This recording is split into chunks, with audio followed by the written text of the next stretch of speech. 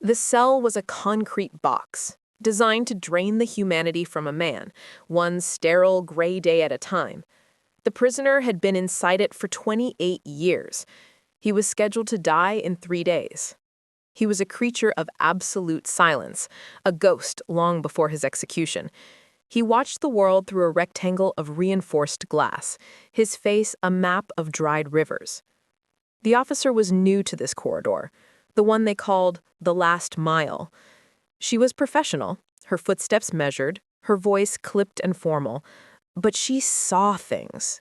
She saw the way his hands never trembled, the way his eyes, a faded, cloudy blue, followed a specific patch of sunlight that crossed his floor for exactly 15 minutes each morning. On the second day, he tapped the glass, a sound so unexpected it made her flinch. His voice was a rasp, like sandpaper on old wood. "I have a last wish."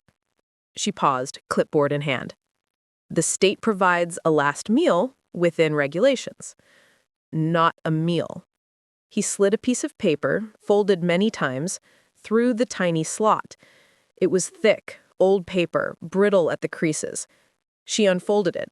It was a photograph, black and white, faded to sepia. It showed a small, dilapidated wooden house, half swallowed by weeds.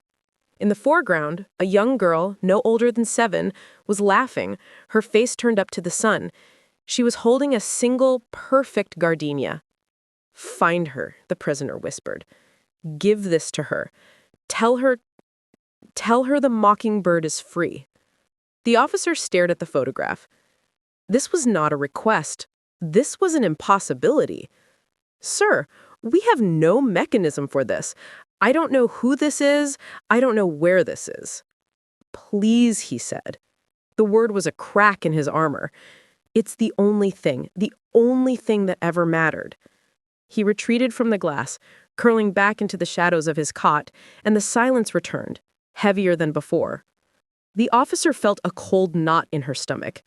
It was against every rule. Contacting civilians, delivering cryptic messages from a convicted killer, it was career suicide. She should have dropped the photo into the report slot and forgotten it. But she couldn't. The girl's laugh was silent, but the officer could almost hear it. The prisoner's plea was an onker. She spent her break in the prison archives. His file was thick. A brutal crime, a home invasion gone wrong, a husband and wife murdered. The evidence was overwhelming. But there was a detail, buried in the appendices. A surviving child, a 7-year-old daughter found hiding in a closet 2 days later, mute from shock. The officer's knot in her stomach tightened into a fist. She looked at the photograph again. This was her. She had 48 hours. She used her off-duty time, a frantic, sleepless blur of digital breadcrumbs. The girl, now a woman, had been adopted. Her name was changed. She had moved across the country, then back again. The officer found a possible address, a quiet suburban street 2 hours away. The suspense was a physical weight. What was she doing? What if the woman didn't want this? What if this was an act of cruelty, a final twist of the knife from the man who had destroyed her world? The next night, her shift over, she drove. The house was small, tidy, with a garden full of sleeping roses. A woman was inside, visible through the window, reading to a child. Her heart hammered against her ribs. She was a police officer. She was a harbinger of bad news. But this felt different. This was a human debt. She knocked. The woman opened the door. Her eyes were the same ones from the photograph, though the laugh lines had replaced the childhood joy. "Ma'am, I'm a corrections officer.